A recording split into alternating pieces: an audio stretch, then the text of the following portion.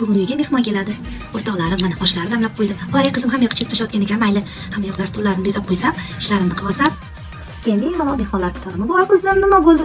Nimaga yig'layapsan? Mana shokolad yeb o'tirgan. Qizim, hozir xolalaring keladi. Hozir mehmonlar keladi. Sen aqlli qiz bo'lib chiqib o'tiribdi, no'xatmi? Hozir ozgina qoldi. Mana hozir tishlarni yuvsam, hozir oldinga chiqaman qizim. Voy, hamma joyni shokolad qilsan-ku qizim. Gilamlarni ham shokolad qilib tashlabsan. Ustlaringni ham shokolad qilib chiqani ko'rsatchi. Voy, ha bu hechkisi yo'q. Menda hozir rabaklim bor. Ana shu rabaklim bilan hamma yoqni tozalab olaman. Mana hozir birpasda bir zumda chinida qilib qo'yaman. Yaxshiyamki, 12 ta funksiyali rabaklim bor. Gilamlarni shu turishda yuvib tashlaydi. Stullari va yumshoq mebellarni yuvadi, tozalab beradi. Uylarni havosini tozalab, shirin hid bo'ylar chiqaradi. Yanachi allergiya, astma bronxitlarning oldini oladi. Ana xolos, gilamlarim yangi tozaday bo'lib qoldi. Shunday toza gilamimdan shunday kir ko'p chiqdimi? Endi stullarimni ham tozalab olay bir qizim. Ruchkalar bilan yozib tashlagan edi. Bog'xonada stullarim ham top-toza bo'lib qoldi. Ana endi uylarimni pilisos qilaman. Hamma yoqni top-toza chiniday qilib qo'ydim. Endi mehmonlarni kutib olaman. Mehmonlar xursand bo'lib ketishadi.